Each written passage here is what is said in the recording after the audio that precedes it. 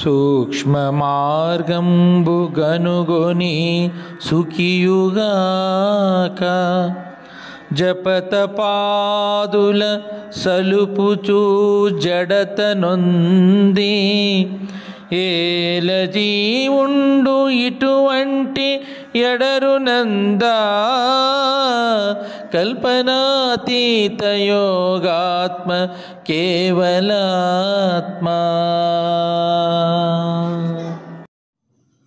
సూక్ష్మ మార్గంబు గనుగొని సుఖియుగాక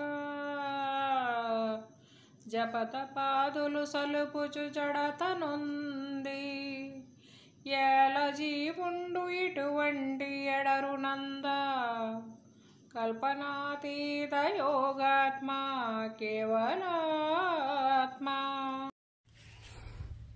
జై గురుదేవ. శ్రీ బాలరామ స్వాముల వారి విరచితమైన కేవలాత్మ శతకంలో ఈరోజు మనం 21వ పద్యం.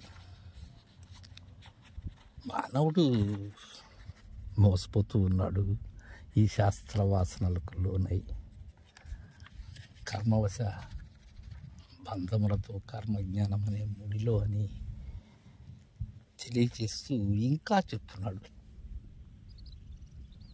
ఏంటంటే సూక్ష్మ మార్గంబు గనుగొని సుఖియుగాక.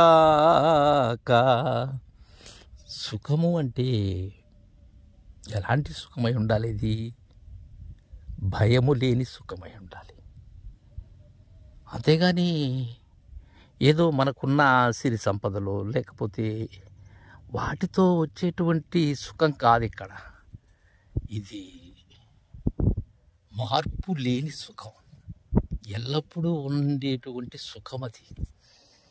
అయితే ఆ సుఖి అయ్యేందుకు కావలసింది ఏంది? సూక్ష్మ మార్గాన్ని తెలుసుకోవటం. అత్యంతమైనటువంటి సూక్ష్మ మార్గము ఏది అంటే జటిలము లేకుండా, కఠినము కాకుండా మన దైనందిన జీవితాన్ని యథాప్రకారమే గురుదరి చేరక పూర్వము మన యొక్క ఆచరణ ఎలా ఉన్నదో అదే విధమైనటువంటి కర్తృత్వరహిత కర్మాచరణతో మనం మనుగడ సాగిస్తూ ఉండేటువంటి అనితర సాధ్యమైనటువంటి సూక్ష్మ మార్గం ఈ పరిపూర్ణ గురువిహ్యమైనటువంటి మార్గం. అది కనుగొన్నట్లయితే వారు సుఖి, లేకపోతే వాళ్ళు దుఃఖి అవుతారు.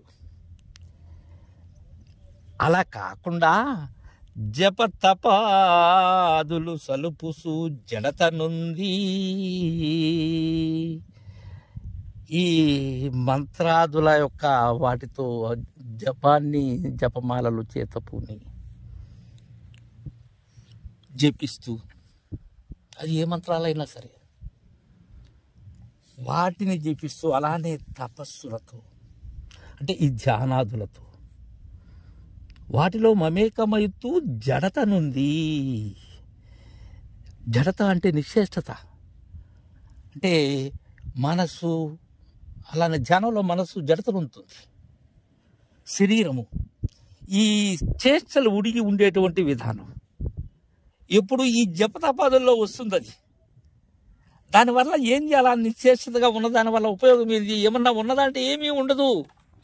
జపం వదిలిన వెంటనే మరలా దాని యొక్క చేష్ట యథావిధిగా ఉంటుంది. తపం వీడిన వెంటనే దాని యొక్క విధానము అలానే ఉంటుంది, పూర్వం చేస్తే ఉంటుంది.